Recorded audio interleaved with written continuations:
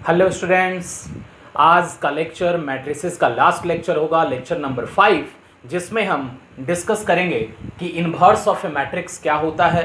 It means किसी भी matrix का इन्वर्स हम कैसे फाइंड करते हैं, उसका डिफिनीशन समझेंगे।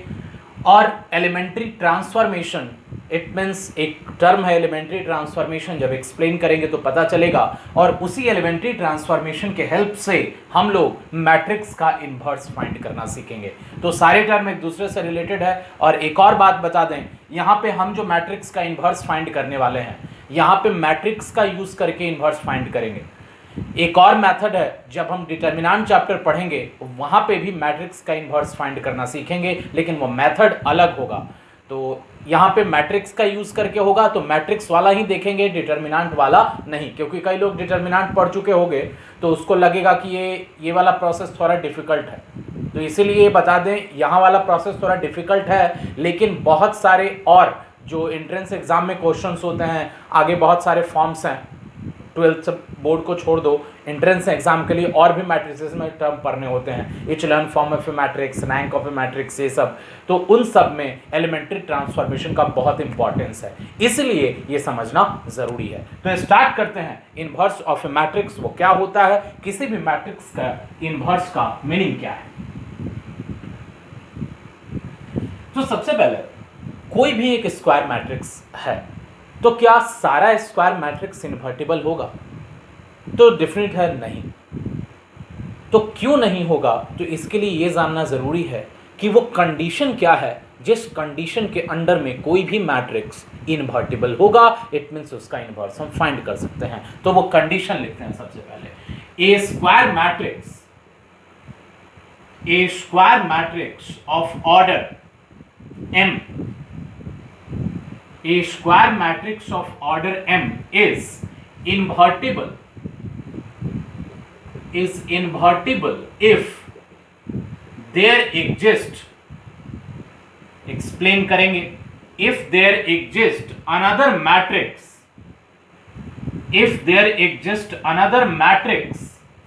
of order m such that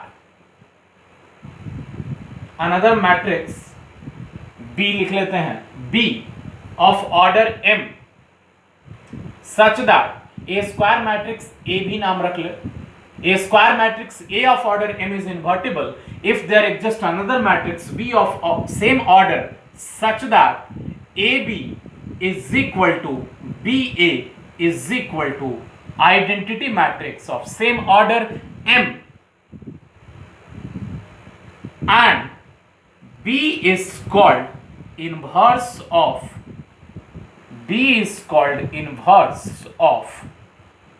A। ये समझना। तो अब ये देखो कि कोई भी एक स्क्वायर मैट्रिक्स है जिसका ऑर्डर m है, तो वो इन्वर्टिबल कब होगा? इसका मीनिंग, उसका हम इन्वर्स किस कंडीशन में फाइंड कर सकते हैं। तो अगर हम कोई ऐसा मैट्रिक्स B फाइंड करें जिस मैट्रिक्स B को A से पोस्ट मल्टीप्लिकेशन या फिर A से प्री मल्टीप्लिकेशन करने पे आइडेंटिटी मैट्रिक्स मिल जाए, तो इस केस में A इन्वर्टिबल भी हो जाएगा और जो मैट्रिक्स B मिला वही मैट्रिक्स B A का इन्वर्स भी होगा।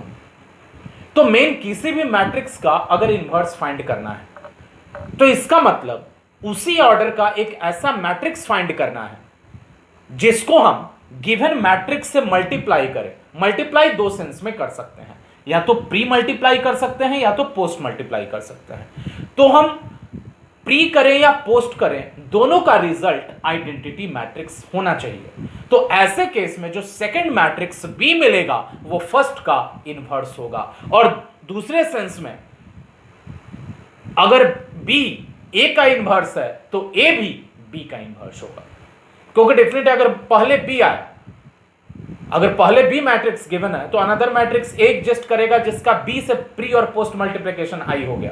तो हम इस तरह से बोल सकते हैं कि अगर ए बी और B A is equal to identity matrix मिल गया तो बी ए का इन्वर्स होगा और ए बी का इन्वर्स होगा। तो ये तुम कंसीडर कर सकते हो। ये जस्ट डेफिनेशन है। अब हम ये पढ़ेंगे एलिमेंट्री ट्रांसफॉर्मेशन के बाद कि किसी भी मैट्रिक्स का प्री मल्टीप्लिकेशन या पोस्ट मल्टीप्लिकेशन कैसे फाइंड करेंगे ताकि वो प्रोडक्ट आइडेंटिटी मैट्रिक्स के इक्वल हो जाए। तो अलग अलग मेथड्स हैं। मैट्रिक्स में जो मेथड है इनवर्स फाइंड करने का वो एलिमेंट्री ट्रांसफॉर्मेशन है, और जब डिटर्मिनेंट चैप्टर पढ़ोगे तो उसमें एडजॉइंट वगैरह का यूज करके मिलेगा, तो वो पढ़ेंगे तब देखेंगे। तो यहां पे अभी हम डिस्कस करने जा रहे हैं एलिमेंट्री ट्रांसफॉर्मेशन, और उसके बाद उसी के हेल्प से हम किसी भी मैट्रिक्स का इनवर्स फाइंड करना देखेंगे। तो ये नोट डाउन कर लो, जस्ट डेफिनेशन है, इसके बाद देखते हैं एलिमेंट्री ट्रांसफॉर्मेशन। तो ये एलिमेंट्री ट्रांसफॉर्मेशन क्या है, सबसे पहले ये समझते हैं। एलिमेंट्री ट्रांसफॉर्मेशन किसी भी गिवन स्क्वायर मैट्रिक्स का यूज करके अनदर मैट्रिक्स फॉर्म करने का एक डिफरेंट स्टेप है। डिफरेंट स्टेप वो हम डिस्कस करेंगे कौन कौन से डिफरेंट स्टेप है। तो एलिमेंट्री ट्रांसफॉर्मेशन सिंपल समझो कि दिया गया एक मैट्रिक्स होगा स्क्वायर मैट्रिक्स, उसमें हम डिफरेंट ऑपरेशंस अप्लाई करके उस मैट्रिक्स से एक न्यू मैट्रिक्स फॉर्म करेंगे। तो वो कौन कौन से ऑपरेशन हैं उन्हीं को हम एलिमेंट्री ट्रांसफॉर्मेशन का बोलते हैं। तो एलिमेंट्री ट्रांसफॉर्मेशन टोटल 6 होते हैं। अब इस 6 एलिमेंट्री ट्रांसफॉर्मेशन में 3 रो एलिमेंट्री ट्रांसफॉर्मेशन होंगे, 3 row elementary transformation and 3 column elementary transformation. 3 row and 3 column elementary transformation. अब इन्हीं एलिमेंट्री ट्रांसफॉर्मेशन को समझने के बाद हम मैट्रिक्स का इनवर्स फाइंड करना सीखेंगे इसी को यूज करके। तो सबसे पहले हम लोग देखते हैं एलिमेंट्री ट्रांसफॉर्मेशन में रो एलिमेंट्री ट्रांसफॉर्मेशन। तो रो एलिमेंट्री ट्रांसफॉर्मेशन में फर्स्ट क्या है कि गिवन मैट्रिक्स के हेल्प से अगर एक न्यू मैट्रिक्स फॉर्म करना है तो उसमें हम फर्स्ट ऑपरेशन क्या अप्लाई कर सकते हैं, वो है कि हम किसी भी 2 रो को इंटरचेंज कर सकते हैं। It means we can interchange the any 2 row. तो interchange it means R i किसी एक रो के लिए रिप्रेजेंट करता है और आर जे किसी दूसरे रो को रिप्रेजेंट करता है। जैसे फॉर एग्जांपल, एक एग्जांपल में समझना, अगर एक स्क्वायर मैट्रिक्स है -1 2 3 1 4 6 5 3 and 0।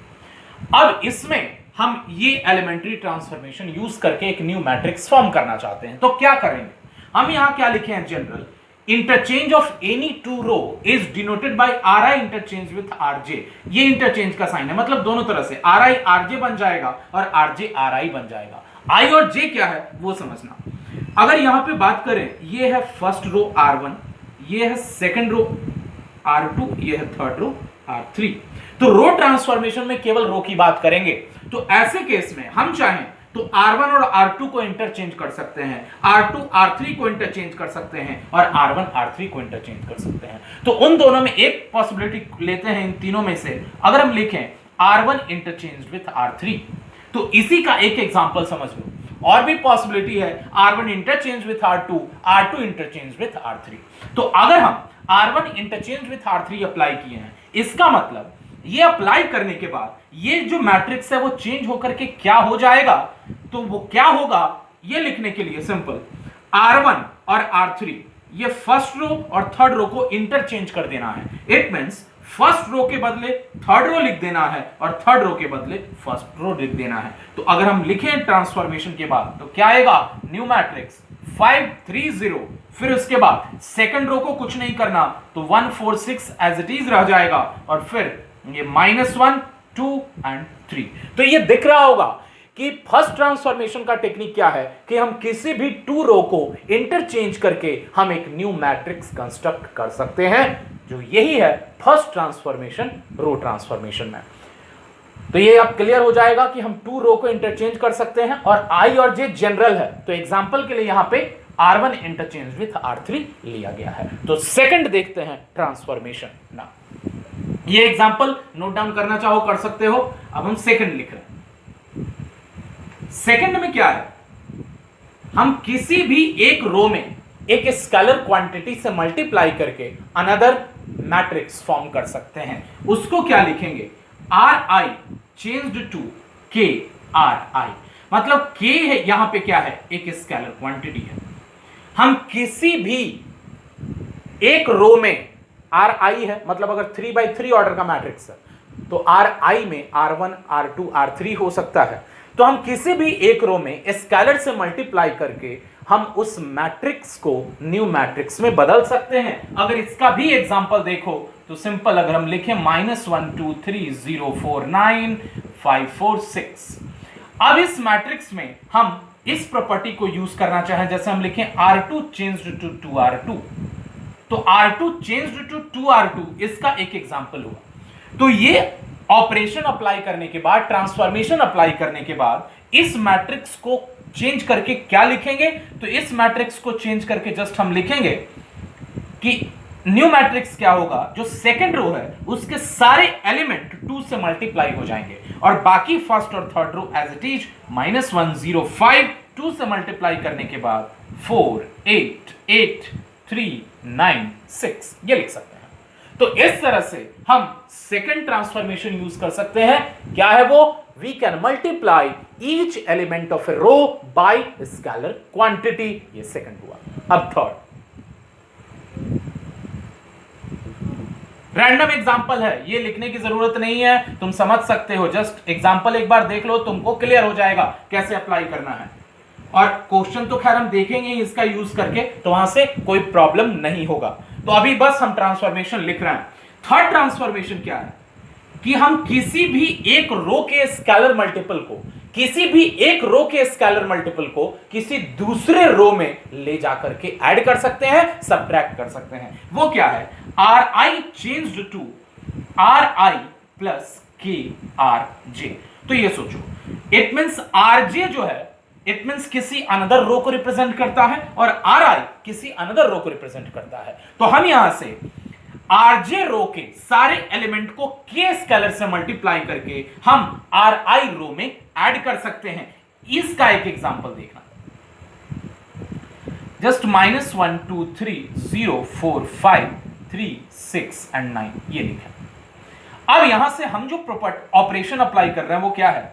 Just R2 changed to R2 plus 3R1, ये जो है वो इसी का एक एग्जांपल है। मतलब R1 में 3 से मल्टीप्लाई करके R2 में ऐड कर देना है। तो R2 में ऐड कर देना है, इसका मतलब R2 बदल जाएगा, लेकिन ये ऑपरेशन अप्लाई करने के बाद R1 नहीं बदलेगा, ये समझ लेना।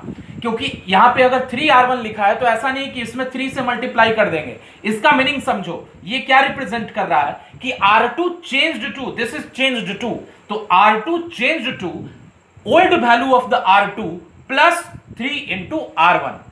तो बस R2 को बदल देना है, यहां R1 को चेंज नहीं करना है। तो अप्लाई करने के बाद क्या होगा? R1 एज इट इज छोड़ देंगे, -103। अब अगर हम इसमें 3 से मल्टीप्लाई करके हम R2 में ऐड करते जाएं, तो इसमें 3 से मल्टीप्लाई करें -3, 2 -3 ये हो जाएगा -1। फिर उसी तरह इसमें 3 से मल्टीप्लाई करें और यहां ऐड कर दें तो कोई फर्क नहीं होगा, 4 रह जाएगा। फिर इसमें 3 से मल्टीप्लाई करके, इट मींस 3 से मल्टीप्लाई करें 9 और इसमें ऐड करें तो ये हो जाएगा 15, और R3 को चेंज नहीं करना है, 3 5 और 9। तो यहां पे क्या किया गया? फर्स्ट रो के सारे एलिमेंट में 3 से मल्टीप्लाई करके सेकंड रो में ऐड किया गया। तो मल्टीप्लाई करके ऐड किया गया सेकंड रो में। तो ऐसा नहीं है कि जो मैट्रिक्स हम ट्रांसफॉर्मेशन के बाद लाएंगे उसमें फर्स्ट रो को भी 3 से मल्टीप्लाई कर देंगे। ये समझना, यहां R2 को चेंज कर रहा है, R1 को चेंज नहीं कर रहे हैं। तो इस तरह से हम ये ट्रांसफॉर्मेशन अप्लाई कर सकते हैं और हम अनदर मैट्रिक्स कंस्ट्रक्ट कर सकते हैं। तो ये तो हुआ कि 3 रो ऑपरेशन। अगेन फिर से रिपीट करें, फर्स्ट में क्या है? रो ऑपरेशन में हम किसी भी 2 रो को इंटरचेंज कर सकते हैं। फिर सेकंड में क्या है? किसी भी एक रो को स्केलर क्वांटिटी से मल्टीप्लाई कर सकते हैं। और थर्ड ट्रांसफॉर्मेशन में है we can add the scalar multiple of a row to the corresponding element of the other row. किसी भी एक रो के स्केलर मल्टीपल को दूसरे रो के करस्पॉन्डिंग एलिमेंट में हम ऐड कर सकते हैं। तो अगर इन 3 रो एलिमेंट्री ट्रांसफॉर्मेशन को तुम समझ जाओगे तो करस्पॉन्डिंग कॉलम ट्रांसफॉर्मेशन आसान होगा। बस R के बदले वहां पे C कर देना होगा। सी इट मीन्स अगर हम ओरली एक्सप्लेन करें अभी कॉलम ट्रांसफॉर्मेशन में, we can interchange the any two column, it means ci interchange with cj. Second one, we can multiply a scalar quantity in any one column, it means ci change to kci. And again third one, we can add it means subtraction भी उसमें ले लेंगे क्योंकि subtraction is also a type of addition. It means we can add the scalar multiple of a column to the corresponding element of the other column. तो बस इसमें corresponding column transformation लिखने के लिए r के बदले हम c कर देते हैं, बाकी सब कुछ वही रहेगा. It means ये example बस हम मिटा दे रहे हैं, वो समझाने के लिए लिखा गया था कि कैसे हम ट्रांसफॉर्मेशन को अप्लाई करें. तो corresponding column transformation, first one ci interchanged with cj, second ci changed to kci, and third one is ci changed to ci plus kcj. तो इस तरह से ये जो k है इन दोनों में स्केलर है, तो इस तरह से 3 कॉलम ट्रांसफॉर्मेशन हुआ और 3 रो ट्रांसफॉर्मेशन हुआ. अब इन्हीं 3 रो और 3 कॉलम ट्रांसफॉर्मेशन को यूज करके हम मैट्रिक्स का इनवर्स फाइंड करना सीखेंगे. और इनवर्स फाइंड करना मतलब मान लो तुम्हारे पास एक स्क्वायर मैट्रिक्स है और बोल दिए कि उसका इनवर्स फाइंड करो, तो तुम्हारे माइंड में क्या आएगा? तो तुम्हारे माइंड में इनवर्स फाइंड करने के लिए एक ही चीज आना चाहिए कि एक ऐसा मैट्रिक्स पता करना है जिसको गिवन मैट्रिक्स से मल्टीप्लाई कर दें. मल्टीप्लाई इट मीन्स या तो उसके पहले कर दें या तो उसके बाद में, it means as a pre multiplier और as a post multiplier use करें. तो मल्टीप्लिकेशन के बाद वो एक आइडेंटिटी मैट्रिक्स मिल जाए. तो ऐसा अगर कोई भी मैट्रिक्स मिल गया तो वो समझ लो गिवन मैट्रिक्स का इनवर्स हो जाएगा. तो यही हमको फाइंड करना है, गिवन मैट्रिक्स का प्री मल्टीप्लायर और पोस्ट मल्टीप्लायर, और वही प्री और पोस्ट मल्टीप्लायर गिवन मैट्रिक्स का इनवर्स होगा, जो हम देखेंगे यहां पे मैट्रिक्स में एलिमेंट्री ट्रांसफॉर्मेशन का यूज करते हुए. ये सब लोग नोट डाउन कर लोगे. और सबसे पहले हम लोग देखेंगे एलिमेंट्री रो ट्रांसफॉर्मेशन का यूज करके और फिर एलिमेंट्री कॉलम ट्रांसफॉर्मेशन का यूज करके. दोनों अलग अलग है. इनवर्स फाइंड करना है तो ऐसा नहीं है कि इनवर्स फाइंड करते समय सब एक साथ मिक्स कर देंगे रो को कॉलम को. हम बताएंगे क्वेश्चन में कि जब भी हम किसी भी मैट्रिक्स का इनवर्स फाइंड करेंगे तो या तो केवल एलिमेंट्री रो ट्रांसफॉर्मेशन यूज करेंगे या तो केवल कॉलम ट्रांसफॉर्मेशन यूज करेंगे. वो हम एक्सप्लेन करेंगे आगे के सेक्शंस में, ये नोट डाउन कर लो. तो अब हम डिस्कस करने जा रहे हैं calculation of inverse of a matrix by elementary transformation. इस टॉपिक में हम रो ट्रांसफॉर्मेशन का यूज करके मैट्रिक्स का इनवर्स फाइंड करना सीखेंगे और उसके बाद कॉलम ट्रांसफॉर्मेशन का यूज करके इनवर्स फाइंड करना सीखेंगे. तो रो ट्रांसफॉर्मेशन का जब यूज करना हो तो तुम्हारे माइंड में केवल 3 रो ट्रांसफॉर्मेशन ही होने चाहिए. R I interchange with R J, R I interchange to K R I and R I change to R I plus के आर जे. केवल रो ट्रांसफॉर्मेशन ही यूज करके हम यहां पे इनवर्स फाइंड करना सीखेंगे. और जब कॉलम आएगा तो कॉलम यूज करके. और एक और बात, जब भी किसी भी मैट्रिक्स का इनवर्स फाइंड करना हो तो हम रो ट्रांसफॉर्मेशन से भी कर सकते हैं, कॉलम से भी कर सकते हैं. लेकिन ये तुमको पहले डिसाइड करना होगा कि तुम रो ट्रांसफॉर्मेशन से करना चाहते हो कि कॉलम ट्रांसफॉर्मेशन से. क्योंकि एक बार जो डिसाइड कर लोगे तो उसमें अगर रो वाला सिलेक्ट कर लिए तो उसका जो स्टेप होगा वही फॉलो करना होगा और उसमें केवल रो ट्रांसफॉर्मेशन ही यूज करने होंगे. अगर एक बार डिसाइड कर लिए कि कॉलम ट्रांसफॉर्मेशन से करना है तो कॉलम ट्रांसफॉर्मेशन का जो जनरल स्टेप होगा वो फॉलो करना है और केवल 3 कॉलम ट्रांसफॉर्मेशन ही यूज करने हैं. तो सबसे पहले ये डिसाइड करना होगा कि तुम उसको रो ट्रांसफॉर्मेशन से करना चाहते हो या कॉलम से. दोनों से मिक्स करके हम कभी भी मैट्रिक्स का इनवर्स फाइंड नहीं कर सकते. तो यहां पे पहले हम रो ट्रांसफॉर्मेशन का यूज करके मैट्रिक्स का इनवर्स पढ़ेंगे और उसके एग्जांपल भी देखेंगे. तब जब वो क्लियर हो जाएगा तब हम कॉलम ट्रांसफॉर्मेशन का देखेंगे. तो रो ट्रांसफॉर्मेशन में सबसे पहले हम पढ़ेंगे जनरल प्रोसेस क्या है. किसी भी मैट्रिक्स का, किसी मैट्रिक्स नहीं मतलब स्क्वायर मैट्रिक्स का हम इनवर्स फाइंड करना सीखेंगे रो ट्रांसफॉर्मेशन से. तो जनरल प्रोसेस तो सबसे पहले गिवन मैट्रिक्स है वो सेलेक्ट कर लेते हैं। Let A is a square matrix,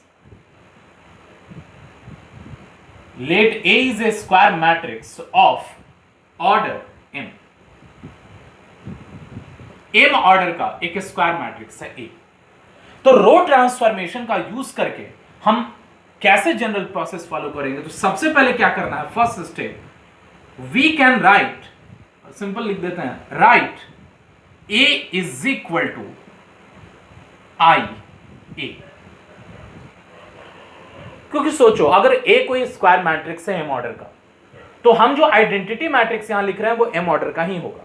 और ये तुमको पता होगा, प्रॉपर्टी हम लोग मल्टीप्लिकेशन ऑफ द मैट्रिक्स की प्रॉपर्टी में पढ़े थे कि किसी भी मैट्रिक्स का मल्टीप्लिकेशन में हम आइडेंटिटी मैट्रिक्स उसके प्री मल्टीप्लायर में यूज करें या पोस्ट मल्टीप्लायर में यूज करें, वो मैट्रिक्स सेम ही रहता है, कोई फर्क नहीं पड़ता। मतलब a is equal to I ए हम लिख सकते हैं, ये सबको पता हो। तो a is equal to I ए लिखेंगे, पहला स्टेप होगा। उसके बाद हम क्या करेंगे, सेकंड स्टेप से इंपॉर्टेंट हो जाता है। अब इसके बाद क्या करना है, हमको sequence, it means number of elementary transformation apply करना है। और क्या सोच करके करना है एलिमेंट्री ट्रांसफॉर्मेशन, कि ये जो मैट्रिक्स है, ये मैट्रिक्स A वो आइडेंटिटी बन जाए, और ये जो I मैट्रिक्स है वो कोई अनदर मैट्रिक्स में कन्वर्ट हो जाएगा और A एज इट इज छोड़ देंगे। तो ये जो इक्वेशन हमको मिला A is equal to I ए, उसी में एलिमेंट्री ट्रांसफॉर्मेशन अप्लाई करना है। तो कैसे करना है, हम पहले स्टेटमेंट लिखते हैं ना, apply sequence of elementary transformation. मतलब बहुत सारे सीक्वेंस में स्टेप बाय स्टेप करने होते हैं, हम एग्जांपल से देखेंगे। Apply sequence of elementary transformation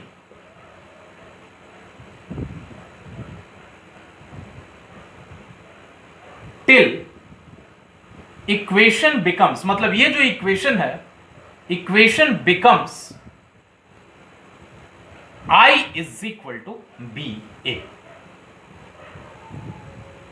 तो अब ये जो एलिमेंट्री ट्रांसफॉर्मेशन हमको अप्लाई करना है वो कहां पे करना है, तो ये एलिमेंट्री ट्रांसफॉर्मेशन हमको अप्लाई करना है LHS में A पे और RHS में I पे, और A में एलिमेंट्री ट्रांसफॉर्मेशन अप्लाई नहीं करना है। Now here we have to apply row transformation. अभी हम केवल रो के बारे में ही सोचेंगे, कॉलम के बारे में नहीं। we have to apply row transformation, we have to apply row transformation on A in LHS and I in RHS।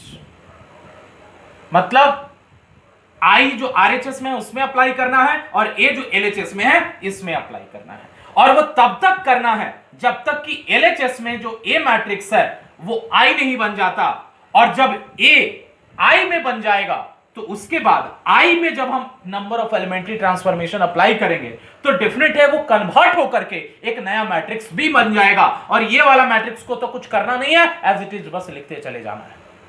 तो मेन एम है इसको I में कन्वर्ट कर देना, और इसको I में कन्वर्ट करने के लिए जो भी एलिमेंट्री ट्रांसफॉर्मेशन की सीक्वेंसेस हम यूज करेंगे वही ट्रांसफॉर्मेशन हम RHS में I पे भी अप्लाई करेंगे। तो RHS में I पे अप्लाई करते हुए एक न्यू मैट्रिक्स B मिल जाएगा, और जब इस फॉर्म में पहुंच गया तो यह पता है कि A के प्री मल्टीप्लायर में मैट्रिक्स B अगर I प्रोड्यूस करता है, इसका मतलब ये B A का इनवर्स होगा। तो जैसे ही इक्वेशन यहां पे लास्ट हो जाता है, then finally we can write A inverse is equal to B, और यहां से हमको A इनवर्स मिल जाएगा। तो ये मेन A इनवर्स फाइंड करने के लिए जनरल प्रोसेस है रो ट्रांसफॉर्मेशन का यूज करके। तो अभी हम एक क्वेश्चन सॉल्व करेंगे रो ट्रांसफॉर्मेशन का यूज करके, लेकिन ये बता दें 2 ऑर्डर का एक देखेंगे, 3 ऑर्डर का देखेंगे। मतलब जनरली तुमको जो मिलेगा इनवर्स फाइंड करने का 2 ऑर्डर का मैट्रिक्स का मिलेगा या तो 3 ऑर्डर का मिलेगा। तो 2 ऑर्डर वाले में क्या ध्यान रखना है, 3 ऑर्डर वाले में क्या ध्यान रखना है, वो भी सबसे पहले ऑब्जर्व करना होगा। तो हम जो क्वेश्चन एक्सप्लेन करेंगे इसको फॉलो करते हुए वो कंप्लीट देखो, क्योंकि उसमें भी कुछ सीखने को मिलेगा। क्योंकि जैसे तैसे तुम एलिमेंट्री ट्रांसफॉर्मेशन नहीं अप्लाई कर सकते, बहुत प्रॉब्लम हो जाएगा। तो कैसे सिलेक्ट करते हैं एलिमेंट्री ट्रांसफॉर्मेशन अप्लाई करना, क्योंकि यहां पे हम लिख दिए कि sequence of elementary transformation apply करो, और sequence of elementary transformation apply करने के बाद यहां तक पहुंचना है। लेकिन यह सीक्वेंस पहली बार में अप्लाई करना बहुत मुश्किल होता है। तो इसीलिए एग्जाम्पल जो हम अभी बताएंगे उसको अच्छे से ऑब्जर्व करना है। तो ये जनरल प्रोसेस नोट डाउन कर लो, और इसी का फॉलो करके हम अभी टू ऑर्डर का एक मैट्रिक्स का इनवर्स फाइंड करते हैं। तो ये सब लोग नोट डाउन कर लो। अब हम देखते हैं टू ऑर्डर का इसी प्रोसेस से inverse.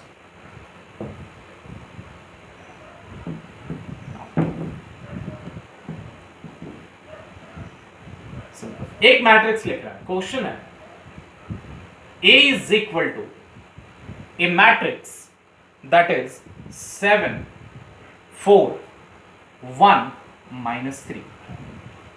Find A inverse using elementary row transformation.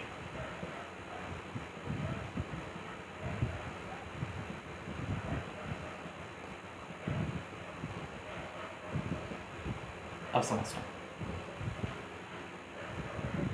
सबसे पहले ये स्क्वायर मैट्रिक्स है, इसका इनवर्स फाइंड करना है।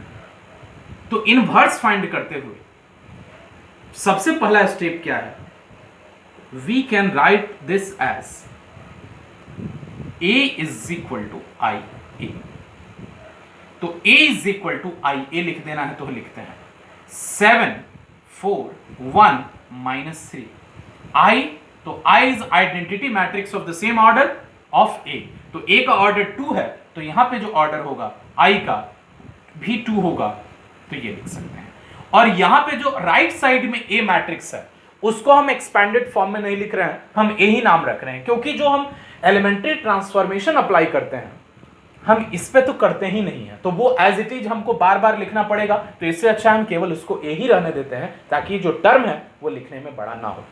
तो अब ये मिल गया एग्जैक्ट। अब इसमें क्या करना है, हमको एलिमेंट्री ट्रांसफॉर्मेशन अप्लाई करना है, और वो एलिमेंट्री ट्रांसफॉर्मेशन अप्लाई करके टारगेट क्या है कि हम इस मैट्रिक्स को चेंज करके आइडेंटिटी मैट्रिक्स बना दें। यह समझाने के लिए अभी लिख रहा हूं, इस मैट्रिक्स को चेंज करके आइडेंटिटी मैट्रिक्स बना दें, और इसको आइडेंटिटी मैट्रिक्स में कन्वर्ट करने के लिए जो भी एलिमेंट्री ट्रांसफॉर्मेशन हम डिसाइड करेंगे वो एलिमेंट्री ट्रांसफॉर्मेशन इसमें अप्लाई करते चले जाएंगे रेगुलरली। और इस तरह से जब ये मैट्रिक्स आइडेंटिटी में कन्वर्ट हो जाएगा तो ये मैट्रिक्स कन्वर्ट होकर के एक न्यू मैट्रिक्स मिलेगा, और वही न्यू मैट्रिक्स इस ए का इनवर्स होगा। यही फॉलो करना है। तो मेन जो टारगेट है कि कौन सा एलिमेंट्री ट्रांसफॉर्मेशन यूज करें ताकि ये आइडेंटिटी में कन्वर्ट हो जाए। तो ये डायरेक्ट आइडेंटिटी में कन्वर्ट नहीं होता, हमको sequence of elementary transformation use करने होते हैं। तो कौन पहले यूज करें कौन बाद में यूज करें, यह भी बहुत इंपॉर्टेंस है। तुम जैसे तैसे यूज करोगे ऐसा नहीं कि नहीं हो सकता, तो वो कॉम्प्लिकेटेड हो जाएगा। इसके लिए हम सिंपल एक टेक्निक बताते हैं कि इस मैट्रिक्स को आइडेंटिटी में कन्वर्ट करने के लिए एक सीक्वेंस फॉलो करो तो बेटर है। वो सीक्वेंस क्या फॉलो करेगा ये बताते हैं। तो सपोज यहां पे हम आइडेंटिटी टू ऑर्डर का एक मैट्रिक्स लिख देते हैं, A11 A12 A21 और A22। अब इस मैट्रिक्स को आइडेंटिटी मैट्रिक्स में कन्वर्ट करना है। जस्ट ये समझ लो, ये मैट्रिक्स इसके बदले है, मतलब टू ऑर्डर के लिए कोई भी मैट्रिक्स के लिए यही फॉलो करोगे। तो ये बनाना है ऐसा। तो अब इस मैट्रिक्स को इसमें कन्वर्ट करने के लिए हम पहले किसको 1 करें, पहले किसको 0 करें, ताकि स्टेप जो है वो सिंपल रहे, कॉम्प्लिकेट ना हो। तो इसके लिए सबसे पहला काम क्या है कि किसको 1 करना, किसको 0 करना। तो ये ऑर्डर याद रखना। यहां से रो ट्रांसफॉर्मेशन में सबसे पहले क्या करेंगे, A11 यहां से शुरू करेंगे और यहां तक जाएंगे। इट मींस सबसे पहले A11 को 1 करेंगे, यहां पे प्रेजेंट एलिमेंट को 1 करेंगे, फिर यहां पे प्रेजेंट एलिमेंट जो है उसको 0 करेंगे, क्योंकि इसको 0 ही करना होगा आइडेंटिटी में लाने के लिए। फिर जो यहां पे एलिमेंट प्रेजेंट है A22 के करस्पॉन्डिंग उसको 1 करेंगे और लास्ट में यहां पे जो एलिमेंट प्रेजेंट है उसको 0 करेंगे और यही प्रोसेस हम फॉलो करेंगे। तो सबसे पहले अगर हम इसमें इस सीक्वेंस को फॉलो करने का सोचें तो यहां पे जो एलिमेंट प्रेजेंट है A11 के करस्पॉन्डिंग इस 7 को 1 करना है। तो 7 को 1 करने के लिए जो भी एलिमेंट्री ट्रांसफॉर्मेशन है वो डिसाइड कर लेंगे और जो डिसाइड करेंगे इसी को देख करके करेंगे और जब डिसाइड हो जाए कि कौन सा एलिमेंट्री ट्रांसफॉर्मेशन करना है तो वही एलिमेंट्री ट्रांसफॉर्मेशन हम इसमें अप्लाई कर देंगे। तो देखते हैं, तो ये 7 है, तो 7 है, इसको 1 करने के बहुत सारे टेक्निक होते हैं। तो उनमें से एक हम क्या यूज कर रहे हैं कि यहां पे अगर हम इसको इसमें सब्ट्रैक्ट करें तो 3 हो जाएगा, तो 3 हो जाएगा, 1 तो मिलेगा नहीं, फिर 2 से मल्टीप्लाई करके यहां पे सब्ट्रैक्ट करें क्योंकि हम 3 मेरे पास चांसेस हैं, या तो हम किसी भी दो रो को इंटरचेंज कर सकते हैं तो इंटरचेंज करेंगे, तो ये यहां जाएगा, ये यहां जाएगा, 1 तो ये होगा नहीं, मेन टारगेट है इसको 1 करना। तो 1 करने के लिए सबसे सिंपल स्टेप यहां पे जो यूज हो सकता है वो क्या है कि हम फर्स्ट रो में इसको 1 करना है, तो जो भी करेंगे वो पूरे रो में करना पड़ेगा, एक एलिमेंट में नहीं कर सकते। तो हम फर्स्ट रो में 7 से डिवाइड कर दें, तो फर्स्ट रो में 7 से डिवाइड करेंगे। तुम बोलोगे ये कौन सा स्टेप है, हम लोग पढ़े थे Ri चेंज टू KRi, इसका मतलब हम R1 को चेंज कर रहे हैं 1/7 into R1 because 1/7 is a scalar quantity. तो R1 change to 1/7 into R1 से ये 1 हो जाएगा और ये 1/7 हो जाएगा। तो इसको हमको ध्यान ही नहीं देना है कि ये क्या आएगा, कोई फर्क नहीं पड़ता, ये कुछ भी यार, मेन टारगेट है इसको 1 करने का। तो इसको 1 करने के लिए ये डिसाइड हुआ कि हम R1 को 1/7 से मल्टीप्लाई करेंगे और जब R1 को 1/7 से मल्टीप्लाई करेंगे तो वही काम हमको RHS में इस आइडेंटिटी पे भी करना होगा। इट मींस अगर हम यहां से लिखें R1 चेंज टू 1/7 R1, तो इसको अप्लाई करने के बाद जो अब मिलेगा वो होगा 1/7, ये 7 से डिवाइड 1/7 से मल्टीप्लाई किए हैं, फिर ये 4, R2 तो सेम रह जाएगा एज इट इज, और RHS में भी R1 को 1/7 से मल्टीप्लाई करेंगे, 1/7 0 0 1 और ये हो गया। तो ये पहला काम मेरा हो गया कि इस मैट्रिक्स को कन्वर्ट करके I में ले जाना है। तो इस मैट्रिक्स को I में ले जाने के लिए हम इसको 1 कर चुके हैं, अब क्या करना है, इसको 0 करना होगा क्योंकि नेक्स्ट क्या कहता है, यहां पे जो एलिमेंट प्रेजेंट है उसको 0 करना है। तो अब यहां पे जो 4 है उसको 0 करने के लिए हमको यूज करना है। ये सब लोग नोट डाउन कर लोगे और इसके ये नोट डाउन कर लोगे सीक्वेंस क्या है और उसके बाद हम देखते हैं।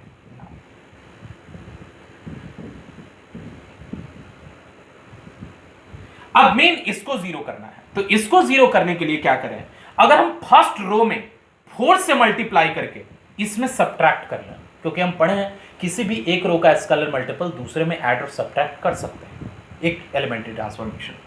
तो अब इसको 1 करने का फायदा क्या होगा कि अगर हम फर्स्ट रो में 4 से मल्टीप्लाई करके यहां सब्ट्रैक्ट कर लें तो 4 से मल्टीप्लाई होते ही ये 4 बन जाएगा और यहां 4 सब्ट्रैक्ट करेंगे तो 0 बन जाएगा। बाकी को तो ध्यान ही नहीं देना है कि क्या आएगा, बस मेन ये देखो कि अगर ये 1 हो चुका है, इसको 4 से मल्टीप्लाई करके यहां सब्ट्रैक्ट करेंगे, ये 0 होगा। अप्लाई करना है पूरे रो में, लेकिन डिसाइड करेंगे जिसको 0 करना है उसको देख करके, मतलब जिस एलिमेंट को 1 या जिस एलिमेंट को 0 करना है उसको देख करके ही एलिमेंट्री ट्रांसफॉर्मेशन सेलेक्ट करना है। तो इसके लिए हम स्टेप लिख रहे हैं R2 change to R2 minus 4R1। तो R2 को चेंज करके क्या करेंगे, इसमें 4 से मल्टीप्लाई करके यहां सब्ट्रैक्ट कर देना है। तो R1 को कुछ नहीं करना, तो R1 एज इट इज छोड़ दे रहे हैं, दिस इज 1/7। अब इसमें 4 से मल्टीप्लाई करके यहां सब्ट्रैक्ट करें, ये 0 हो जाएगा। अब यहां 4 से मल्टीप्लाई करके यहां सब्ट्रैक्ट करें तो ये क्या आएगा, -3 पहले से है और 4 से मल्टीप्लाई करके सब्ट्रैक्ट करेंगे तो -3 - 4/7, सिंप्लीफाई करके यहां लिख लोगे तो दैट इज -25 डिवाइडेड बाई 7, ये आ गया। अब उसके बाद यही ट्रांसफॉर्मेशन RHS में इस पे अप्लाई करना है। तो अगर हम इसमें अप्लाई करें तो अगेन R2 चेंज करना है, तो R1 सेम रह जाएगा 1/7 0। अब इसमें 4 से मल्टीप्लाई करके यहां सब्ट्रैक्ट करें, तो 4 से मल्टीप्लाई करें 4/7, यहां सब्ट्रैक्ट करें तो ये हो जाएगा -4/7। अगेन इसमें 4 से मल्टीप्लाई करें तो ये कुछ नहीं रहे, कोई चेंज नहीं होगा, 0 होगा और फिर अगेन ये 1 ही रह जाएगा। तो इस तरह से दो काम हो चुका, ये 1 हो चुका है, ये 0 हो चुका है। मेन एलएचएस में प्रेजेंट मैट्रिक्स को आइडेंटिटी में ले जाना है, तो अब मेन काम है इसको 1 करना। यही सीक्वेंस था, ये 1 0 1 और फिर ये 0। तो ये अगर 1 करना तो 1 करने के लिए सोचो इसमें हम क्या करें, -7/25 से मल्टीप्लाई कर दें R2 को, क्योंकि जब भी करेंगे रो में करेंगे, एक एलिमेंट को तो करते नहीं। तो जब इसको करेंगे तो ये ऑलरेडी 0 करने का फायदा ये हुआ है कि ये चेंज नहीं होगा, तो कोई डिस्टर्ब नहीं होगा। तो अब हम ऑपरेशन लिख रहे हैं R2 change to -7/25 into R2।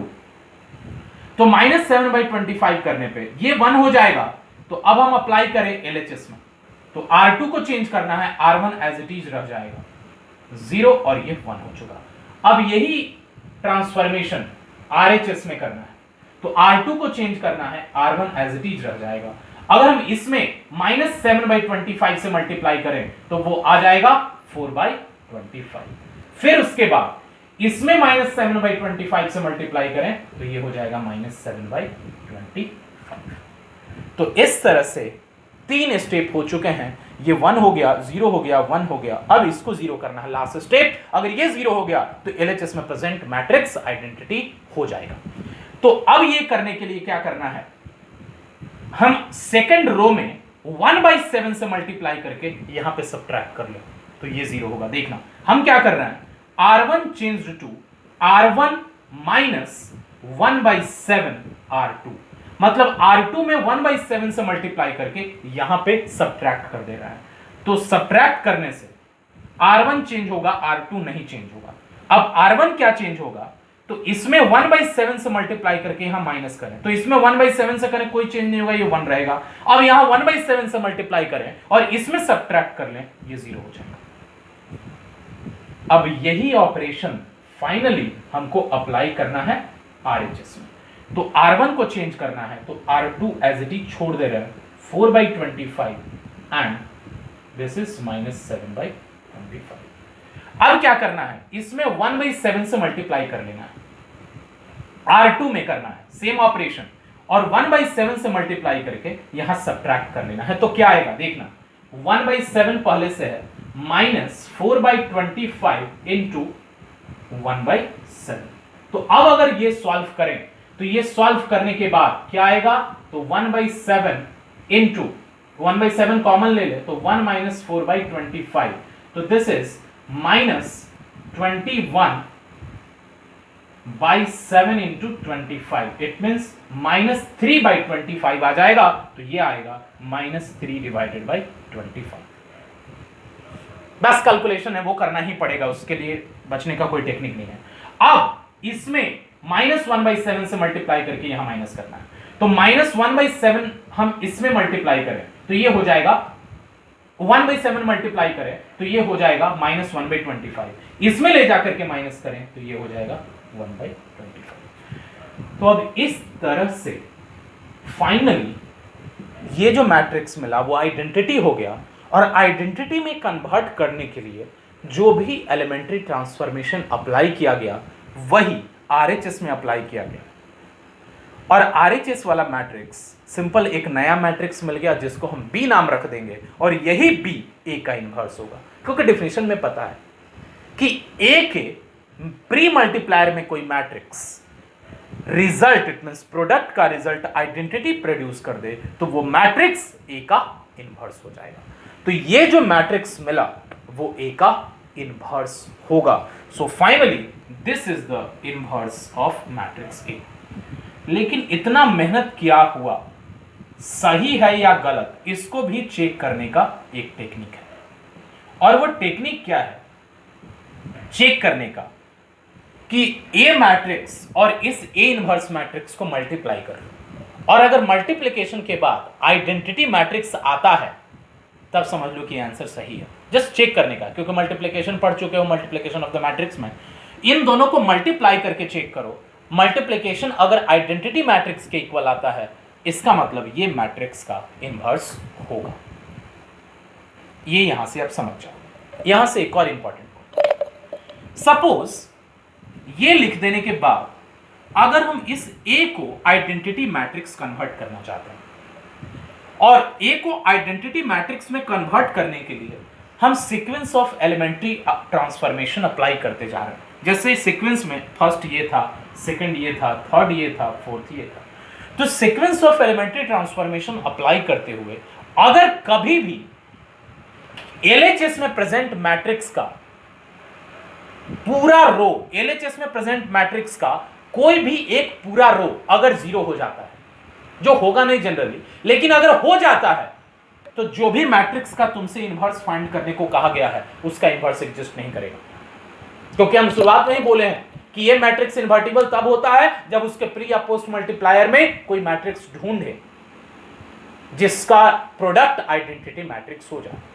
लेकिन अगर एलिमेंट्री रो ट्रांसफॉर्मेशन अप्लाई करते हुए LHS में प्रेजेंट मैट्रिक्स का कोई भी एक रो कंप्लीटली जीरो हो जाए तो ऐसे केस में गिवन मैट्रिक्स का इनवर्स एग्जिस्ट नहीं करता। तो वो नोट करके लिख लोगे सब लोग, ये चाहो तो नोट डाउन कर सकते हो, जस्ट फॉर प्रैक्टिस बताया गया कि कैसे अप्लाई करना होता है उसके लिए। तो हम यहां पे नोट करके लिख दे रहे हैं। एलिमेंट्री रो ट्रांसफॉर्मेशन के पॉइंट में ही नोट करके लिख लोगे। If after applying sequence of elementary transformation, sequence of elementary transformation, each element of a row, each element of a row of the matrix in LHS becomes zero, then inverse of the matrix does not exist। ये बहुत important है। तो इस तरह से हम लोग 2 order का इनवर्स फाइंड करना देखें। अगर यही 3 ऑर्डर का होगा, वो और कैलकुलेशन का होगा, तो उसको भी देखेंगे कि कैसे हम उसमें अप्लाई करते हैं। तो जस्ट एक देख रहे हैं एग्जांपल, एक 2 ऑर्डर का और एक 3 ऑर्डर का। इससे ये क्लियर हो जाएगा कि हम एलिमेंट्री ट्रांसफॉर्मेशन कैसे यूज करते हैं और मैट्रिक्स का इनवर्स फाइंड करते हैं। तो ये चाहो तो ये वाला नोट डाउन कर सकते हो, जस्ट प्रैक्टिस के लिए था। तो अब देखते हैं हम लोग एलिमेंट्री रो ट्रांसफॉर्मेशन में ही 3 ऑर्डर के मैट्रिक्स का इनवर्स कैसे फाइंड करते हैं कंप्लीटली।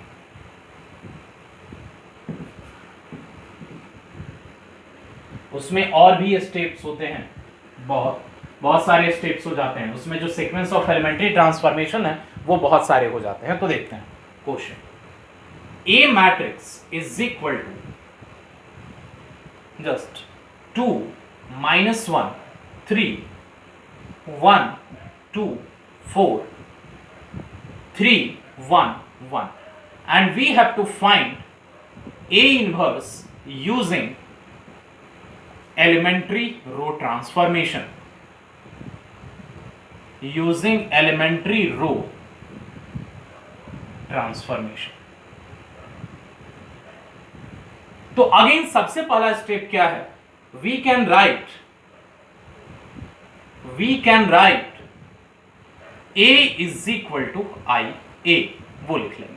तो A is equal to I A, it means 2 minus 1 3 1 2 4 3 1 1 is equal to IA, it means 1 0 0 0 1 0 0 0 1 और इसको हम सेम A रहने देंगे।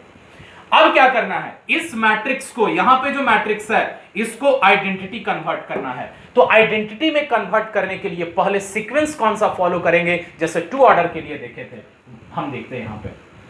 अब अगर 3 ऑर्डर का मैट्रिक्स है A11 A12 A13 A21 A22 A23 A31, A32 and A33। अगर इस मैट्रिक्स को कन्वर्ट करके ले जाना है आइडेंटिटी तक 1 0 0 0 1 0 0 0 1, तो एलिमेंट्री रो ट्रांसफॉर्मेशन का भी स्टेप है। कॉलम के बारे में अभी सोचना भी नहीं है। तो एलिमेंट्री रो ट्रांसफॉर्मेशन में इसमें क्या करना है कि सबसे पहला इसको 1 करना है, मतलब A11 जो है ये 1 करना होगा, A11 1। अब A11 को 1 करने के बाद A21 एंड A31, मतलब यहां पे जो दोनों एलिमेंट है उसको 0 करेंगे और ये दोनों एक साथ कर लेते हैं। कैसे करेंगे? जब हम ये क्वेश्चन सॉल्व करेंगे तो ये क्लियर होगा। तो ये दोनों को 0 एक ही स्टेप में करते हैं। तुम चाहो अलग अलग कर सकते हो, अलग अलग करने से कुछ और नहीं, वो बहुत ज्यादा स्टेप्स बढ़ जाएगा तो कोई फायदा नहीं है, इसलिए एक ही साथ करेंगे। A21 एंड A31 दोनों को एक साथ 0 करना होगा। फिर उसके बाद हम यहां से A11 को 1 करने के बाद और ये दोनों को 0 करने के बाद ये बीच वाला एलिमेंट A22 उसको 1 कर लेंगे। और जब A22 1 हो जाएगा तो फिर इन दोनों A12 को और A32 को, इन दोनों को 0 करना होगा। इट मींस A12 और A32 इन दोनों को 0 करना होगा, एक साथ करना है, इसलिए हम एक ही साथ कॉमा करके लिख देना है। फिर उसके बाद ये काम हो चुका है, फिर इसमें इसको 1 करना होगा। तो तुमको एक सीक्वेंस दिख रहा होगा कि हम रो ट्रांसफॉर्मेशन में कॉलम वाले को 1 कर लेते हैं, फिर 1 कर लेते हैं, फिर इसको 0 करते हैं। सेकंड कॉलम वाले में पहले इसको 1 कर लेते हैं, फिर 0 कर लेते हैं, फिर पहले इसको 1 कर लेंगे और फिर ये दोनों को 0 कर लेंगे। A13 A23 is equal to 0। इसका मतलब है कि इस क्वेश्चन में जो स्टेप्स हैं वो इतने सारे होंगे। 1 step, 2 step, 3 step, 4 step, 5 step, 6 step. कई बार इससे ज्यादा भी हो जाता है, लेकिन इतना स्टेप लगभग हमको यूज करना ही होता है थर्ड वाले में, मतलब 3 ऑर्डर के मैट्रिक्स वाले में। तो ये थोड़ा लेंदी होता है, तो ये सीक्वेंस सब लोग लिख लोगे, क्योंकि अभी हम इसको मिटा करके, क्योंकि ये डेफिनेट है कैलकुलेशन बहुत लंबा जाने वाला है, तो इसको हम मिटा देंगे। तो ये सब लोग वीडियो पॉज करके नोट डाउन कर लो। अभी हम इसका कैलकुलेशन स्टार्ट करते हैं।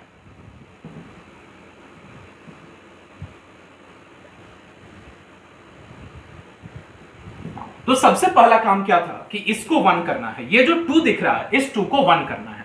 तो ये 1 करने के लिए हम क्या करेंगे? फर्स्ट रो को 2 से डिवाइड कर सकते हैं। फर्स्ट रो को 1/2 से मल्टीप्लाई करें, 2 से डिवाइड करें, एक ही मीनिंग है।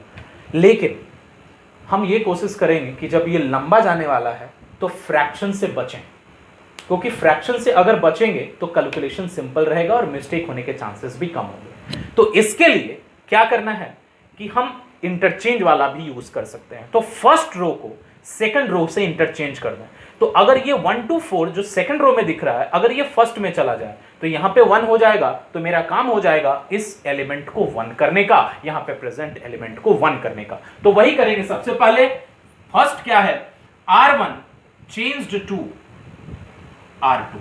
तो R1 को R2 से चेंज करेंगे तो वो जो स्टेप होगा वो क्या होगा? तो that is 1 2 4 2 -1 3 R3 as it is छोड़ देंगे और यही ट्रांसफॉर्मेशन हम RHS में इसमें अप्लाई करेंगे। तो R1 को R2 से 0 1 0 1 0 0 0 0 1 ये हो चुका। तो ये फर्स्ट स्टेप हो चुका है कि ये 1 करने का। अगर ये 1 हो चुका है तो नेक्स्ट स्टेप में क्या बोले? इन दोनों को 0 करना है और एक साथ 0 करना है। तो ये 2 वाले को भी 0 करना है और ये 3 वाले को भी 0 करना है। तो ये करने के लिए हम बोले थे दोनों को एक ही स्टेप में करेंगे। कैसे करेंगे वो बहुत इंपॉर्टेंट है, ऑब्जर्व करोगे सब लोग। अगर हम R1 में 2 से मल्टीप्लाई करके R2 में सब्ट्रैक्ट कर दें, R1 में 2 से मल्टीप्लाई करके R2 में सब्ट्रैक्ट कर दें तो ये 0 हो जाएगा। और फिर एंड करके R1 में 3 से मल्टीप्लाई करके R3 में सब्ट्रैक्ट कर दें तो वो ये 0 हो जाएगा। उस स्टेप को लिखते हैं, फिर करते हैं ना। Applying R1 changed to, sorry R2 में माइनस करना है, R1 में मल्टीप्लाई करना है, R2 में माइनस करना है। तो R2 changed to R2 minus 2R1 and R3 changed to R3 minus 3R1। अगर हम ये दोनों स्टेप को फॉलो करें तो ये जो दोनों है 2 3 ये 0 हो जाएगा। तो अप्लाई करें तो क्या आएगा ना, R2 एंड R3 चेंज हो रहा है, R1 एज इट इज रहेगा, तो दैट इज 1 2 4। अब इसमें 2 से मल्टीप्लाई करके यहां सब्ट्रैक्ट करना है, कैलकुलेशन में बस कंसंट्रेट करना। 2 से मल्टीप्लाई करके सब्ट्रैक्ट करें, ये 0 होगा। 2 से मल्टीप्लाई करके सब्ट्रैक्ट करें, -5 होगा। 2 से मल्टीप्लाई करके सब्ट्रैक्ट करें, दैट इज -5। इट मींस 2 से मल्टीप्लाई करके सब्ट्रैक्ट करना है, कैलकुलेशन बस ध्यान रखना। हो सकता है आंसर भी मिस्टेक हो, लेकिन ध्यान रखोगे क्या स्टेप फॉलो किया जा रहा है। फिर R1 में 3 से मल्टीप्लाई करके यहां सब्ट्रैक्ट करना है, 0। फिर यहां 3 से मल्टीप्लाई करके यहां सब्ट्रैक्ट करना है, 3 मल्टीप्लाई करेंगे 6 होगा, 1 - 6 -5 होगा। फिर इसमें 3 से मल्टीप्लाई करके सब्ट्रैक्ट करना है, तो 12 हो जाएगा, 1 - 12 -11 होगा। अब यही दोनों अप्लाई करना है RHS में, तो R1 एज इट इज छोड़ देंगे, 0 1 0। फिर उसके बाद इसमें क्या करना है, तो इसमें 2 से मल्टीप्लाई करना है और यहां सब्ट्रैक्ट कर लेना है। तो ये 0 है, 2 से मल्टीप्लाई करेंगे कुछ नहीं होगा, तो ये 1 रह जाएगा। फिर अगर हम इसमें 2 से मल्टीप्लाई करें 2 एंड 0 - 2, ये -2 हो जाएगा। और अगेन यहां पे 2 से मल्टीप्लाई करें, 0 में ऐड करें, कुछ चेंज नहीं होगा। फिर इसमें 3 से मल्टीप्लाई करके यहां सब्ट्रैक्ट करना है, तो 3 से मल्टीप्लाई करेंगे, सब्ट्रैक्ट करेंगे, ये 0 रहेगा। फिर 3 से मल्टीप्लाई करेंगे, सब्ट्रैक्ट करेंगे, ये -3 हो जाएगा। फिर ये सेम 1 रहेगा और ये एज इट इज ए लिख देंगे। कैलकुलेशन लेंदी है, लेकिन जस्ट खुद से प्रैक्टिस करोगे, जो स्टेप जान गए वो बेटर है, और स्टेप के बाद तुम खुद से अप्लाई करना सीखो। क्योंकि कई बार जस्ट सीबीएसई बोर्ड के लिए लिख दिया जाता है कि calculate the inverse of a matrix by elementary transformation. अगर ये लिख दिया गया तब तो बहुत चैलेंजिंग हो जाता है, क्योंकि मिस्टेक होने के चांसेस इस क्वेश्चन में बहुत होते हैं। इनवर्स का एक और मेथड है जो कि आसान है, लेकिन ये वाला मेथड अगर आ गया, मेंशन हो गया, तब प्रॉब्लम होगा। तो इसीलिए ये जानना भी जरूरी है, और इसका स्टेप उनके लिए, ये स्टेप उनके लिए भी बहुत नेसेसरी है जो मेंस का एग्जाम के प्रिपरेशन कर रहे हो। बोर्ड के लिए तो खैर कई बार ये क्वेश्चन छोड़ के भी स्टूडेंट चले जाता है, क्योंकि वो एक और मेथड ऑलरेडी पता है। लेकिन जो मेंस की प्रिपरेशन कर रहे हो उसके लिए ये जानना ज़रूरी है, क्योंकि इससे रिलेटेड और भी मैट्रिक्स के टर्म हैं जो बोर्ड में तो नहीं है, लेकिन एंट्रेंस एग्जाम के लिए इंपॉर्टेंस है। तो इसलिए ये उन लोगों के लिए इंपॉर्टेंस हो जाता है जिसको एंट्रेंस एग्जाम देना है। तो आगे कॉन्सेंट्रेट करो। अब क्या था, ये काम हो चुका। अब क्या करना है, इसको 1 करना है, यहां पे प्रेजेंट एलिमेंट को 1, और जब ये 1 होगा उसके बाद इन दोनों को 0 करेंगे। तो ये 1 करने का हम क्या मेथड लगा सकते हैं, तो ये 1 करने के लिए क्या करते हैं, हम R2 में अब -1/5 से मल्टीप्लाई कर देते हैं। अब R2 में -1/5 से मल्टीप्लाई करेंगे, ये 1 हो जाएगा। और क्या कुछ होगा कोई फर्क नहीं पड़ता, वो ध्यान ही नहीं देना हमको, ये पहले भी बात कर चुके हैं। हम R2 में -1/5 से मल्टीप्लाई करेंगे, ये 1 होगा, और उसके बाद इन दोनों को 0 करने का काम करेंगे। तो करते हैं। It means R2 changed to -1/5 R2। अब ये अप्लाई करने के बाद R1 1 2 4 इसमें मल्टीप्लाई करें, 0 1 1, ये एज इट इज रह जाएगा, और यही स्टेप हम RHS में भी अप्लाई करेंगे। तो एक तरफ LHS सिंप्लीफाई होता है, दूसरी तरफ RHS कॉम्प्लिकेटेड होते जाता है। तो इसलिए कैलकुलेशन जो होता है मेन RHS वाले में अच्छे से करना होता है। नाउ -1/5 मल्टीप्लाई करना है यहां पे, तो -1/5, फिर यहां ये हो जाएगा 2/5, फिर ये हो जाएगा 0, फिर ये सेम 0 -3 और 1 रहेगा, और ये एज इट इज ए लिख देंगे। तो अब ये 1 हो चुका। अब क्या करना है, तो इन दोनों को 0 करना है। इन दोनों को 0 करने के लिए सोचना है क्या है, अगर हम R2 में 2 से मल्टीप्लाई करके यहां सब्ट्रैक्ट कर लेंगे, ये 0 हो जाएगा। R2 में 5 से मल्टीप्लाई करके यहां ऐड कर लेंगे, ये 0 हो जाएगा। तो अब यहां पे स्टेप लिख रहे हैं, R1 changed to R1 - 2R2 and R3 changed to R3 + 5R2। R2 में इसको 0 करने के लिए 2 से मल्टीप्लाई करके यहां माइनस कर रहे हैं, और ये 0 करने के लिए यहां 5 से मल्टीप्लाई करके यहां ऐड कर रहे हैं। तो इसके बाद ये दोनों 0 हो जाएगा एक साथ। तो लिखते हैं स्टेप। अब R1 एंड R3 चेंज कर रहे हैं, R2 एज इट इज छोड़ देंगे, 0 1 1। अब R1 क्या है, तो इसमें 2 से मल्टीप्लाई करके माइनस करना है, तो 2 से मल्टीप्लाई करेंगे ये 1 ही रहेगा, यहां 2 से मल्टीप्लाई करके माइनस करेंगे ये 0 होगा, यहां 2 से मल्टीप्लाई करके माइनस करेंगे ये 2 हो जाएगा। फिर उसी तरह इसमें 5 से मल्टीप्लाई करके यहां ऐड कर देना है, तो 5 से मल्टीप्लाई करके ऐड करेंगे ये 0 होगा, 5 से मल्टीप्लाई करके ऐड करेंगे 0 होगा, 5 से मल्टीप्लाई करके ऐड करेंगे ये हो जाएगा -6। जहां LHS देखोगे कि सिंप्लीफाई होगा, वहीं RHS कॉम्प्लिकेटेड होता चला जाता है मैट्रिक्स। अब देखते हैं इसमें कैलकुलेशन अच्छे से करना होता है। R2 एज इट इज छोड़ देंगे, -1/5, 2/5 एंड ये 0 हो गया। फिर उसके बाद इसमें R2 में 2 से मल्टीप्लाई करके यहां सब्ट्रैक्ट करना है, तो 2 से मल्टीप्लाई करें तो दैट विल बी -2/5, सब्ट्रैक्ट करेंगे तो ये हो जाएगा 2/5। फिर यहां 2 से मल्टीप्लाई करें तो 4/5 और 1 - 4/5, 1 - 4/5 दैट इज 1/5। फिर उसके बाद इसमें 2 से मल्टीप्लाई करें कोई फर्क नहीं पड़ेगा, ये 0 रहेगा। अब इसके बाद इसमें R2 में 5 से मल्टीप्लाई करके यहां ऐड करना है, यहां हम 5 से मल्टीप्लाई करें तो -1 हो जाएगा, और -1 फिर यहां ऐड करें तो ये -1 रहेगा। फिर इसमें 5 से मल्टीप्लाई करें तो ये 2 हो जाएगा, फिर यहां ऐड करें तो ये -1 हो जाएगा। फिर इसमें कोई फर्क नहीं पड़ेगा, इट मींस ये 1 रहेगा। तो अब इस तरह से ये स्टेप हो चुका। अब क्या करना है, इसको 1 करना है, तो ये 1 करने के लिए क्या करना होगा, सबको पता है -6 है, तो R3 में -1/6 से मल्टीप्लाई करते हैं, और R3 में -1/6 से मल्टीप्लाई करेंगे तो ये 1 हो जाएगा, और जब ये 1 हो जाएगा तो अब इन दोनों को 0 करना होगा।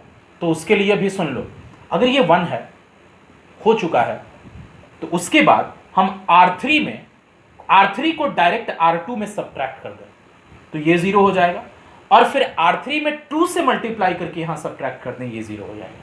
तो उसके बाद हम RHS जो चेंज करके लाएंगे वो इन्वर्स हो जाएगा। तो वो भी स्टेप देखते हैं। तो यहां तक सब लोग नोट डाउन कर लोगे, और हम जस्ट यहां से फिर इस साइड आते हैं। कैलकुलेशन लेंदी है तो हमको मिटाना ही पड़ेगा, तो ये सब लोग नोट डाउन कर लो वीडियो पॉज करके, उसके बाद हम देखते हैं फिर इधर।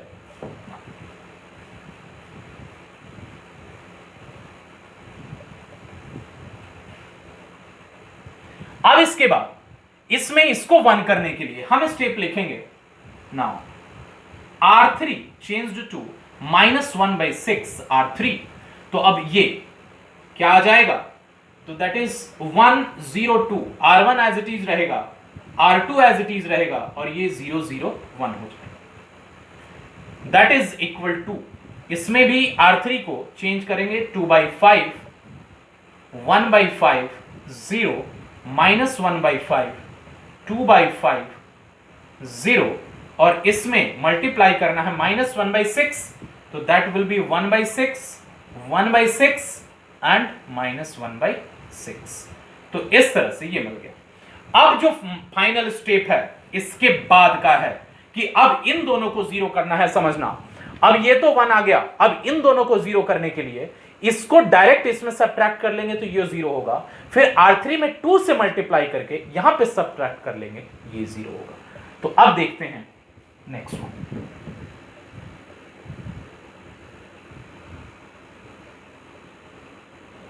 अगर एक भी मिस्टेक हो गया तो फाइनल आंसर नहीं आएगा, तो वो मिस्टेक नहीं होना चाहिए, बस ध्यान रखना है। हो सकता है हमसे भी मिस्टेक हो जाए, कोई प्रॉब्लम नहीं है, जस्ट कैलकुलेशन है। तो मेन ये स्टेप देखो कि आखिर पहले किसको 1 पहले किसको 0 करना है। कैलकुलेशन तुम कंसंट्रेट होके सही कर सकते हो। अब अगर इन दोनों को बात करें तो हम यहां से लिखना है इस साइड।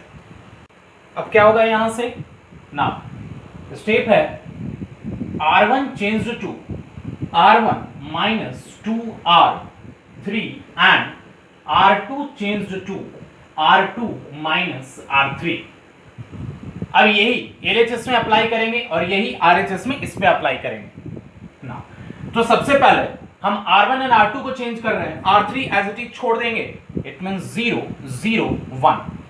अब इसमें अप्लाई करें तो ये डायरेक्ट यहां सब्ट्रैक्ट कर लेना है, R2 change to R2 -R3, तो R2 में हम ये R3 माइनस करेंगे, तो सिंपल 0 1 एंड 0।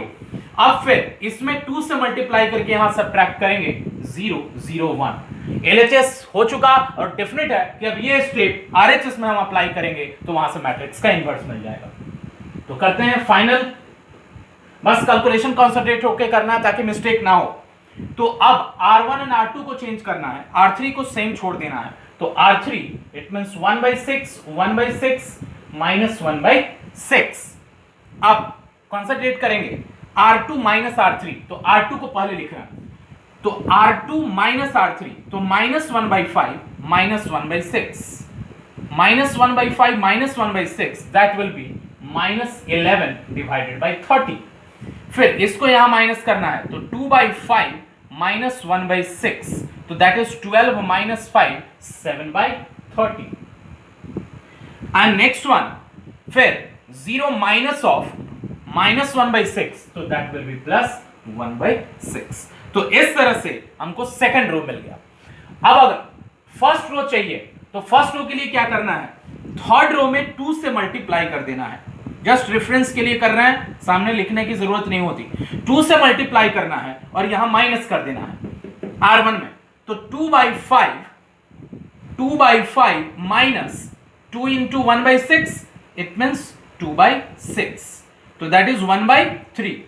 तो अब अगर इसको सॉल्व करें तो that will be 15 and then 6 minus that is 5 that is 1/15, तो ये आ जाएगा 1/15। मिस्टेक ना हो तो थोड़ा स्लोली करना, क्योंकि जल्दबाजी में ही मिस्टेक होने के चांस होते हैं। फिर इसके बाद इसमें 2 से मल्टीप्लाई करें 1/3, तो 1/5 माइनस 1/3, तो that will B minus 2 divided by 15 minus 2 divided by 15। फिर इसके बाद अगेन इसमें हम माइनस 1/6 इंटू 2 करें तो दैट विल बी माइनस 1/3, और फिर यहां ले जाकर के सब्ट्रैक्ट करेंगे तो प्लस 1/3 आ जाएगा। तो इस तरह से ये जो मिला मैट्रिक्स, यही मैट्रिक्स ए का इनवर्स होगा। So A inverse is equal to 1/15 minus 2/15 1/3 minus 11/30 7/30 1/6 1/6 1/6 minus 1/6। अगर चाहो तो चेक कर सकते हो। चेक करने का टेक्निक क्या है कि इस गिवन मैट्रिक्स ए में ए इनवर्स को मल्टीप्लाई करोगे तो वो डेफिनेटली आइडेंटिटी मैट्रिक्स आना चाहिए, और वो आएगा भी। तो इस तरह से हम लोग क्या देखें कि एलिमेंट्री रो ट्रांसफॉर्मेशन का यूज करके 2 ऑर्डर मैट्रिक्स का इनवर्स और 3 ऑर्डर मैट्रिक्स का इनवर्स कैसे फाइंड करते हैं। अब हम इसके बाद देखेंगे कि एलिमेंट्री कॉलम ऑपरेशन का यूज करके 2 ऑर्डर का और 3 ऑर्डर मैट्रिक्स का इनवर्स कैसे फाइंड करते हैं। लेकिन बता दें, हम कॉलम ऑपरेशन भी यूज करेंगे। अगर हम सेम ही मैट्रिक्स लेंगे, जो 2 ऑर्डर में लिए थे और वो 3 ऑर्डर में लिए थे, तो मैट्रिक्स का इनवर्स सेम आएगा, वो अलग नहीं आएगा, भले हम रो ट्रांसफॉर्मेशन से करें और कॉलम ट्रांसफॉर्मेशन से करें। तो अब कॉलम ट्रांसफॉर्मेशन से जब करेंगे तो उसका जनरल स्टेप देख लेते हैं, और उसके बाद उस जनरल स्टेप को ही फॉलो करके केवल कॉलम ऑपरेशन का यूज करना है और मैट्रिक्स का इनवर्स फाइंड करना है। तो ये चाहो तो नोट डाउन कर सकते हो, जस्ट फॉर प्रैक्टिस के लिए था। देखते हैं कॉलम ट्रांसफॉर्मेशन। तो कॉलम ट्रांसफॉर्मेशन में क्या करना है, अगेन एक स्क्वायर मैट्रिक्स एज्यूम करते हैं एम ऑर्डर का। तो फर्स्ट स्टेप क्या है, first write A is equal to now A I. तो कॉलम ट्रांसफॉर्मेशन का फर्स्ट स्टेप रो ट्रांसफॉर्मेशन से क्या डिफरेंस है वो देखो। रो ट्रांसफॉर्मेशन में हम ए को सेकंड में लिखते थे, मतलब एज ए पोस्ट मल्टीप्लायर हम यहां ए को प्री मल्टीप्लायर लिख रहे हैं। तो अब जब कॉलम ट्रांसफॉर्मेशन करना होगा तो बस इस स्टेप को ध्यान रखना। मिस्टेक कई बार फर्स्ट में ही हो जाता है, हम रो के बदले कॉलम वाला लिख लेते हैं और कॉलम के बदले रो वाला, फर्स्ट स्टेप ही, और वहीं से फिर स्टेप गलत होने के चांसेस होते हैं। तो इसलिए ये वाला फर्स्ट स्टेप ध्यान रखना कि रो ट्रांसफॉर्मेशन में ए सेकंड में होगा आरएचएस में, और कॉलम ट्रांसफॉर्मेशन में ए फर्स्ट में होगा प्री मल्टीप्लायर के टर्म। तो अब इसके बाद क्या करना है हमें, जैसे वहां पे अप्लाई किए थे sequence of elementary row transformation, यहां पे अप्लाई करेंगे एलिमेंट्री कॉलम ट्रांसफॉर्मेशन। वो कहां पे अप्लाई करेंगे, तो LHS में अप्लाई करेंगे और RHS में प्रेजेंट I पे अप्लाई करेंगे, और यहां पे जो ये प्री मल्टीप्लायर A है उसको कुछ नहीं करना, जैसे हम रो ट्रांसफॉर्मेशन में पोस्ट मल्टीप्लायर A पे कुछ नहीं कर रहे थे। तो अब इसके लिए ना apply sequence of elementary column transformation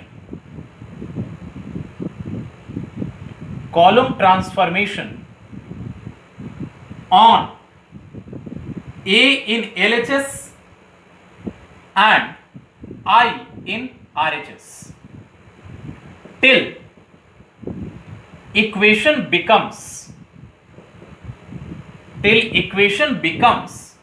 I is equal to A B।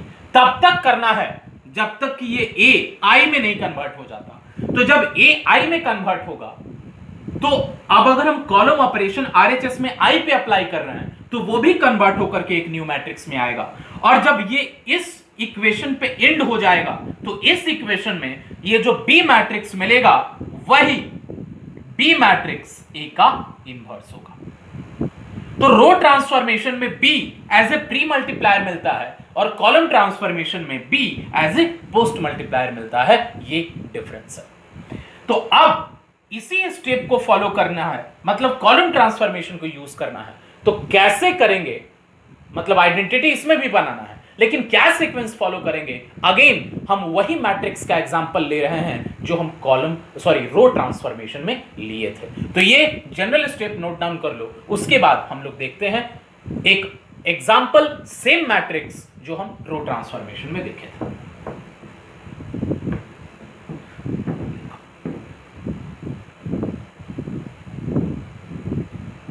Question वही A is equal to matrix 7 4 1 minus 3.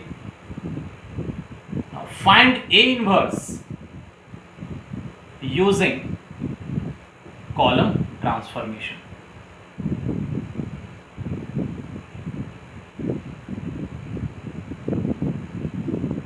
तो इसके लिए सबसे पहले we can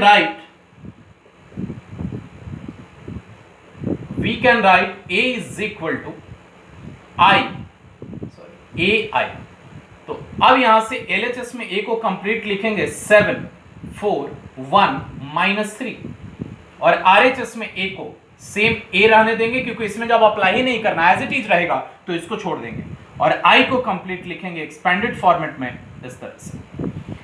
अब इसको I में कन्वर्ट करना है, तो कॉलम ट्रांसफॉर्मेशन में अगर 2 ऑर्डर का मैट्रिक्स हो तो पहले किसको 1 करना है किसको 0 करना है वो सीक्वेंस समझते हैं। इसको कन्वर्ट करना है आइडेंटिटी मैट्रिक्स में, तो आइडेंटिटी मैट्रिक्स में कन्वर्ट करना है, और ये कॉलम ट्रांसफॉर्मेशन है, तो अब जो सीक्वेंस है वो इस ऑर्डर में होगा। लास्ट टाइम हम इस ऑर्डर में देखे थे, तो इसके लिए पहले A11 इज इक्वल टू 1 करेंगे, फिर A12 को 0 करना होगा, फिर A22 को 1 करेंगे, और फिर A21 को 0 करेंगे, और यही ऑर्डर फॉलो करेंगे। तो उसी ऑर्डर को फॉलो करते हुए सबसे पहले इसको 1 करना है, तो ये 1 करने के लिए कॉलम ऑपरेशन यूज करें। तो ये 1 करने के लिए समझना हम फर्स्ट कॉलम में 1/7 से मल्टीप्लाई कर लें, क्योंकि अब कॉलम ट्रांसफॉर्मेशन यूज करना है। तो फर्स्ट कॉलम में 1/7 से मल्टीप्लाई कर लें तो ये हो जाएगा 1। तो करते हैं simple, first one C1 changed to 1/7 C1, तो यहां से जो मिलेगा 1 4/7, और ये 1 - 3 second column as it is रह जाएगा, फिर A इंटू, अब फर्स्ट कॉलम को 1/7 से, तो 1/7 0 0 1, ये तो ये फर्स्ट स्टेप क्लियर होगा। अब उसके बाद क्या करना है नेक्स्ट, अब ये 1 हो जाने के बाद इसको 0 करना है, तो ये 0 करने के लिए हम डायरेक्ट इसको यहां पे माइनस कर दें, मतलब सेकंड कॉलम में हम फर्स्ट कॉलम माइनस कर दें यहां से, तो ये 0 होगा। तो ये करने के लिए लिखते हैं C2 change to C2 minus C1, तो C2 माइनस C1 तो क्या आएगा, यहां से C2 चेंज कर रहे हैं, C1 एज इट इज रहेगा 1 4/7, तो अब यहां माइनस करें ये 0, फिर -3 - 4/7, तो -3 - 4/7 that will B -25 divided by 7 यानी। अब यही ट्रांसफॉर्मेशन RHS में यूज करना है, तो इसके लिए डायरेक्ट इसको यहां सब्ट्रैक्ट करना है। तो फर्स्ट कॉलम सेम छोड़ देंगे, अब सब्ट्रैक्ट करें तो 0 - 1/7 ये होगा -1/7 और फिर ये सेम रह जाएगा 1। अब उसके बाद मेन क्या करना है, ये 1 हो चुका, 0 हो चुका, अब इसको 1 करना है, इट मींस ये टर्म 1 करना है। ये टर्म 1 करने के लिए हम सेकंड कॉलम में -7/25 से मल्टीप्लाई कर लेंगे। देख रहे होगे कि यहां पे जो हम ट्रांसफॉर्मेशन यूज कर रहे हैं कॉलम का, लेकिन सीक्वेंस इधर से है और वो इजीली उसी तरह से प्रोसीड हो रहा है जैसे रो ट्रांसफॉर्मेशन में हो रहा था। तो हम यूज कर लें C2 चेंज्ड टू -7/25 C2। तो इट मींस C2 को चेंज करना है, C1 एज इट इज छोड़ देंगे, इट मींस 0 और ये 1 हो जाएगा। C1 एज इट इज छोड़ देंगे और करना क्या है, -7/25 से मल्टीप्लाई, तो ये 1/25 हो जाएगा और ये -7/25 हो जाएगा। फिर उसके बाद ये 0 करना है, तो ये 0 करने के लिए सेकंड कॉलम में 4/7 से मल्टीप्लाई करके फर्स्ट कॉलम में माइनस कर लेंगे। तो अब यहां से ये तो जनरल प्रोसेस है, तो that is C1 changed to C1 -4/7 C2। तो C1 को चेंज करना है, C2 एज इट इज छोड़ देंगे 0 1। अब इसमें 4/7 से मल्टीप्लाई करके सब्ट्रैक्ट कर ले, आ जाएगा LHS पूरा हो गया। अब जो RHS मिलेगा वही RHS गिवन मैट्रिक्स का इनवर्स होगा। तो सिंपल, यहां पे तो फर्स्ट में A लिख लेना है और उसके बाद तो अप्लाई करते हैं कॉन्सेंट्रेट होकर। सबसे पहले सेकंड कॉलम को चेंज नहीं करना, वो एज इट इज छोड़ देंगे, 1/25 -7/25। अब उसके बाद यहां से जस्ट क्या करना है, 4/7 से C2 को मल्टीप्लाई करके C1 में माइनस कर लेना है। तो अब इसमें 4/7 से मल्टीप्लाई करना है, तो ये हो जाएगा जस्ट 1/7 -4/7 × 25। तो ये आ जाएगा 1/7, इट मींस 1 - 4/25। तो अगर ये सॉल्व करो तो दैट विल बी 3/25, ये मिल जाएगा। हम रो ट्रांसफॉर्मेशन में भी देखे थे, मिस्टेक से यहां -3 हो गया था, लेकिन हम उस वीडियो को करेक्ट कर दिए हैं, वो देख सकते हो। तो जस्ट ये मिस्टेक हो सकता है, इसमें कोई प्रॉब्लम नहीं है, तो बस ये 3/25 होगा। फिर उसके बाद अब यहां से ये एलिमेंट, तो अब अगेन 4/7 से मल्टीप्लाई करें तो दैट विल बी -4/25। अब यहां पे ले जाकर के हम -4/25, अब यहां से ले जाकर के हम सब्ट्रैक्ट कर लें तो दैट विल बी 4/25। तो अब हम क्या देखते हैं, यहां से जो मैट्रिक्स मिला यही मैट्रिक्स एग्जैक्टली ए का इनवर्स होगा, 3/25, 1/25, 4/25 एंड -7/25। तो इस तरह से हम कॉलम ट्रांसफॉर्मेशन का यूज करके मैट्रिक्स का इनवर्स फाइंड कर सकते हैं। तो अगेन कैलकुलेशन है, इसमें कोई प्रॉब्लम नहीं होना चाहिए। अगर कोई भी स्टूडेंट रो ट्रांसफॉर्मेशन समझ गया है तो कॉलम समझने में कोई प्रॉब्लम नहीं होता। और अब अगर 3 ऑर्डर का हुआ तो 3 ऑर्डर में क्या करना होता है उसका सीक्वेंस में समझना, क्योंकि 3 ऑर्डर में इस तरह से होगा, यहां पे ये जो मैट्रिक है इसके बदले 3 ऑर्डर का होगा। तो 3 ऑर्डर के लिए इसको आइडेंटिटी बनाने के लिए कौन सा ऑर्डर फॉलो करेंगे वो ऑर्डर हम बस लिख देते हैं और तुम लोग प्रैक्टिस करोगे उसको देख करके। तो बस हम 3 ऑर्डर के लिए वो ऑर्डर लिख दे रहे हैं। तो फॉर 3 ऑर्डर ये है A11, A12, A13, A21, A22, A23, A31, A32 and A33। अब इसको कन्वर्ट करना है आइडेंटिटी में, इट मींस 1